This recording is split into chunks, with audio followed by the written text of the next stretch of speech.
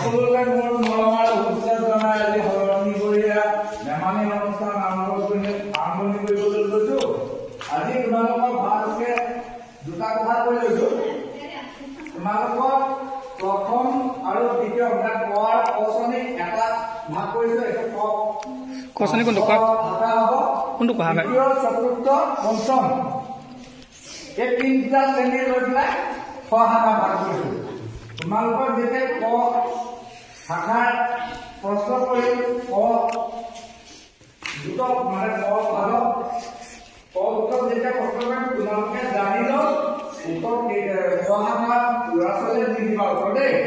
কাৰণ তেওঁলোককে সুধি প্ৰশ্নবোৰ সুধিব পৰা হৈছে আৰু তোমালোকৰ তেতিয়া তিনিটা শ্ৰেণীয়ে উত্তৰ দিবা। হ'ল হ'বনে? সকলোকে মৰম শুভেচ্ছা জনাই আজি প্ৰশ্নসমূহ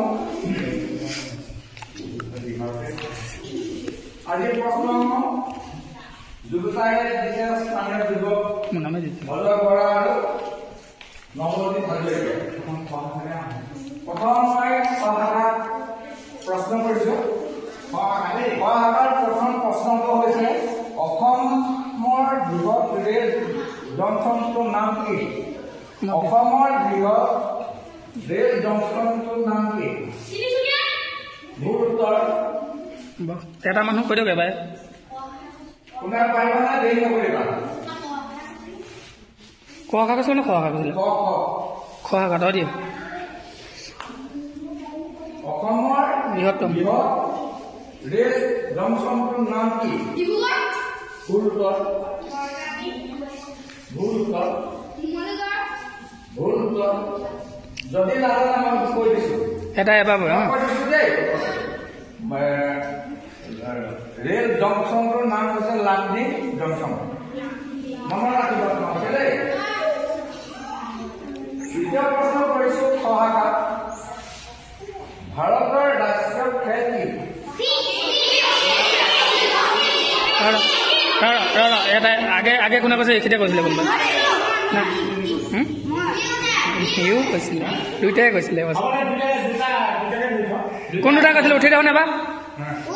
প্ৰথম দুটা কোৱা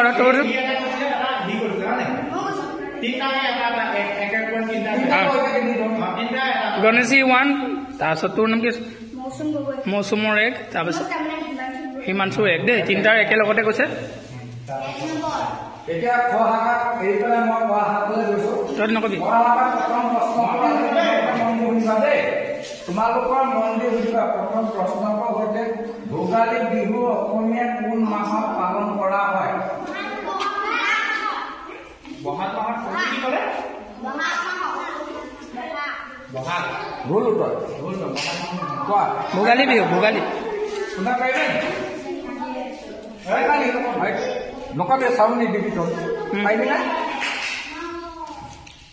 ভোগালী বিহু অসমীয়া কোন মাহত পালন কৰা হয়? উত্তৰটো কোৱা কোৱা কৈ তহঁতে কৈ নাথাকিবি দেই। নকবি দেই তহঁতি কোৱা পাৰিবা নে? নহ'লে মই কৈ দিম দেৰি নকৰো কম কৈ দিম উত্তৰটো কৈ দিওঁ। মাঘ মাহত। ভোগালী বিহুটো নকয় নেকি? কম কথা ভোগালী বিহু বহাগ বিহুটোত হেৰি বুলি কয় ৰঙালী বিহু। ভোগালী বিহু কাইলৈ কৰিলে পালেগে যে মাঘ বিহু আমি সেইটো ভোগালী বিহু দেই। দ্বিতীয় প্ৰশ্ন খ শাখা কৰিলো মই। জাতীয় পিতা কাক কোৱা হয়? ক শাখা জাতীয় পিতা কাক কোৱা হয়? কোৱা। এই তহঁতে নাই তহঁতে নকবি দেই। জাতীয় পিতা কাক কোৱা হয়? জাতীয় জাতি জাতি জাতি জাতীয় জাতি আগে জাতি পিতা কাক কোৱা হয়? পাৰিবা নে? ক পাৰিবা? ক নহয় সেইটো কথা না নোৱাৰিলে মই কৈ দিম দেই। তোমালোকে সদায় চেষ্টা কৰিবা। অকল ইয়াত সোধা প্ৰশ্নবোৰ ঘৰত গৈ এদিন পঢ়িবাগে দেই। মহাত্মা গান্ধী জাতীয় পিতা। মহাত্মা গান্ধী। 3 নম্বৰ প্ৰশ্নটো উঠি দিছো বা তোমালোকক আকৌ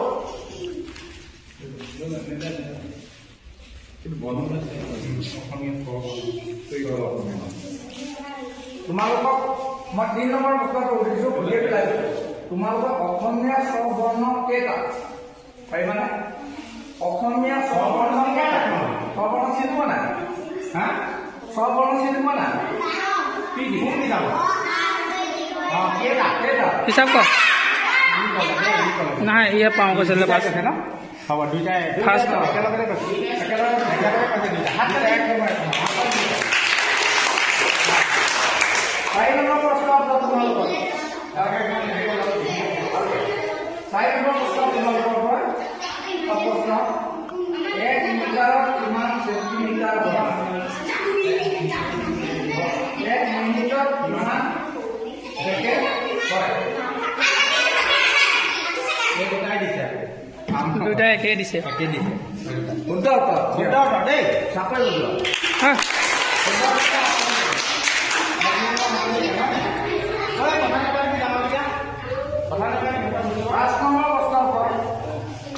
পাঁচ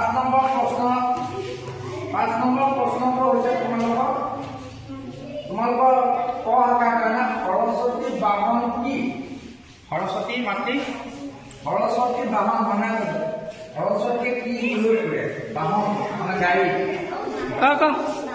পাৰিবানে গাড়ী নহয় সৰস্বতী বাহন সৰস্বতী হাতত কি থাকে কিবা কি থাকে জানাজি ক সৰস্বতী দেখিয়ে থাকো দেখোন সৰস্বতী বাহন কি পাৰিবা সুধিয়ে 9 নম্বৰ কৈ দিছোঁ সৰস্বতী বাহন বুলি কোৱা হয় বগা ৰাজা যে আছে সেইকাৰণে ৰাজা এই জানে তোমালোকৰ 5টা প্ৰশ্ন সোধা হয় আৰু আছে তোমালোকৰ 6 নম্বৰ প্ৰশ্ন 6 নম্বৰ প্ৰশ্নটো হৈছে মই বুজিয়ে পালোঁ কোৱা 6 নম্বৰ প্ৰশ্ন হৈছে প্ৰধান দিশ কেইটা আৰু কি কি দিশ চিনি পোৱা নাই শুদ্ধ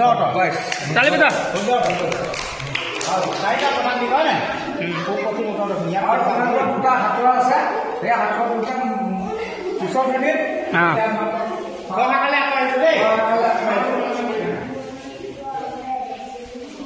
কেইটা কথা হৈছিলে 3টা দুটা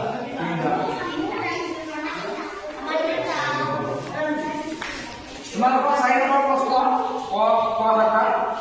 তোমালোকৰ 4 নম্বৰ প্ৰশ্ন হৈছে অসমত থকা একমাত্ৰ আন্তঃৰাষ্ট্ৰীয় বিমানবন্দৰটোৰ নাম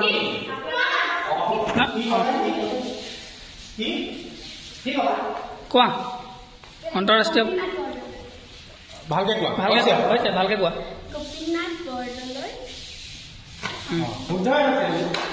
গোপীনাথ আন্তঃৰাষ্ট্ৰীয় বিমান গুৱাহাটীত আছে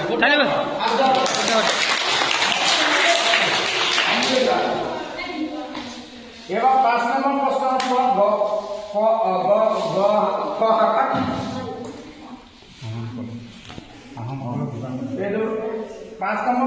আহোমসকলৰ বিবাহ কথাটো কি নাম জনা যায় কি নামেৰে জনা যায় আহোমসকলে যে বিয়া পাতে কথাটো কি বুলি কোৱা হয় বিবাহ নাম এটা আছে কিবা নাম আছে আহোমৰ এটা বিবাহ কথা আছে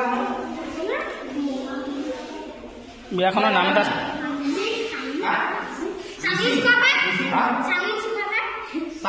না বুজি পোৱা নাই সেইটো না বুজি পোৱা নাই বস্তু বিয়া পাতে নিয়ম আছে নাম এটা আছে এই নামটো কি বিয়া পতা কথা পাৰিবানে 5 নম্বৰ বস্তু আছে পাৰিব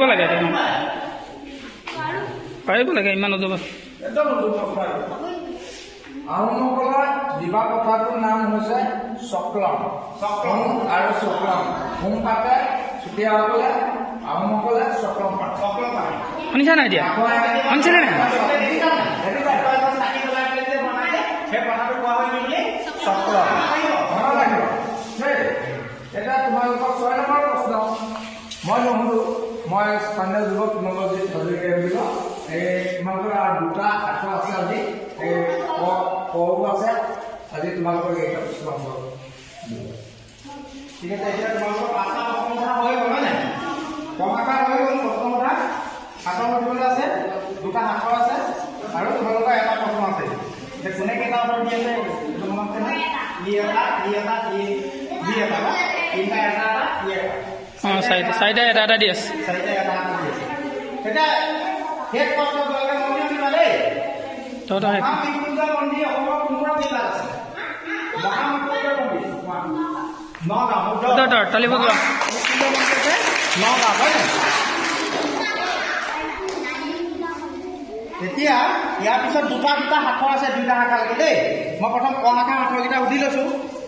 শাখা ভাল পোৱা নাই? মই দুটা শাখা সুধি তোমালোকে উত্তৰ দিবা দেই। প্ৰথম শাখাটো হৈছে হাবিত কাঁহে ওলাই নাহে। সকলোৱে উত্তৰ কৰিছে দেই।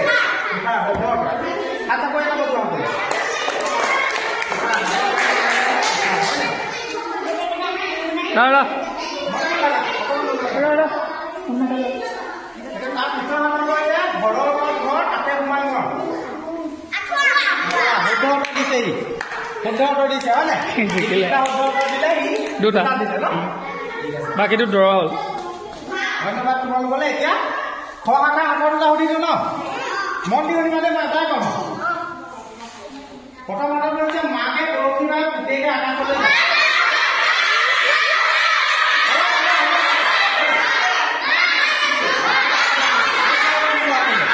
সকলো শুদ্ধ কৰিছে দেই। কি আছিলে বাঘ ঠিকেই চবেই শুদ্ধ ধৰিলে। বাঘ কিবা দেখে থাকে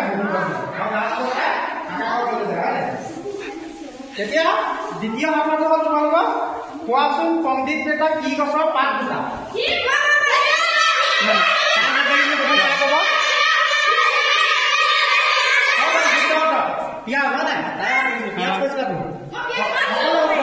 নাই আগে হাত আমাৰ কৈ থোৱা আছে নে?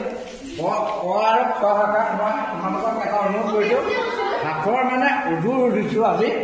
প্ৰথম সুধিছো নহয়, আজিৰ পৰা তোমালোকক তাৰ হাতৰ দিয়া উজুৰ দিয়া যাব, কিন্তু নিয়মটো তোমালোকক দেখুৱাই দিম আৰু আজিৰ পৰা ভাল লাগিছে আহিবা। এতিয়া সেই ক শাখা প্ৰথম প্ৰাইজটো সেইটো প্ৰাইজ কলম এটা আনি দিছোঁ।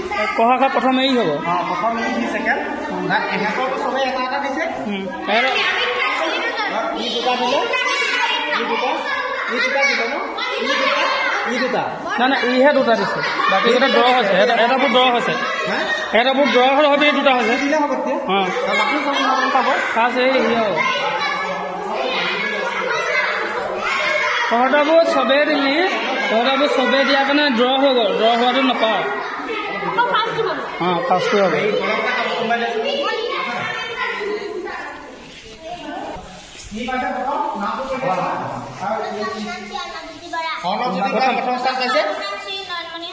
নয়নমণি হাজৰিকাই দ্বিতীয় স্থান লাভ কৰিছে দেই। অৰ্ণৱজ্যোতি বৰা ন ঠিক আছে। আজিটা ভালকে পঢ়ি আহিবা দেই। দ্বিতীয় নামটো কি? আজিবা ভালকে পঢ়ি আহিবা দেই। চবে পঢ়িছে প্ৰথম স্থান ইহে আছে। ই দুটা ডাইৰেক্ট নিজে ভগীয়াকৈ দিছে, বাকীখিনি ড্ৰ হৈছে। দুটা দিছে যিটো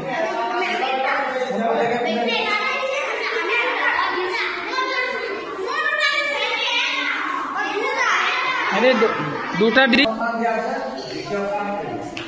কি শাখা আছিলে কৈ দিওঁ। ক শাখা আছিলে না তোমালোকৰ দ্বিতীয় স্থান মানে কেইবাজনক হ'ল, সেইকাৰণে দ্বিতীয় স্থান দিয়া নহয়। অহা সপ্তাহত আমি বেছি হ'লেও আমি দিয়াৰ এটা ব্যৱস্থা কৰিম। তোমালোকক আজি ধেমালি অৱস্থা নহয়, আখৰৰ যি দুটা উজুৰ হৈছে, উজুৰ কাৰণে তোমালোকক বুজিবৰ কাৰণে আমি বুজিলোঁ। তোমালোকক ক শাখা আজিৰ পৰা দুটা ভাগ কৰি দিয়া হৈছে। ক আৰু খ বুজি পালা নহয়? ক শাখা তোমালোকৰ লগত যিমান আছে চব আহিবা। তোমালোকে প্ৰশ্ন সুধিলে উত্তৰ দিবলৈ চেষ্টা কৰিবা, ঘৰত পঢ়িবা। তোমালোকৰ তেতিয়া ভাল লাগিব দিবলৈ। আৰু ইয়াকে কৈ অহা সপ্তাহলৈ তোমালোকৰ সকলোকে ধেমালি অনুষ্ঠান ইমানটা সামৰণি মাৰিছো। ইয়াৰ পিছত তোমালোকক ললিত শইকীয়া আমাৰ স্থানীয় যুৱক তোমালোকে এটা মন দি আজি আমাৰ ভাষণ দেই।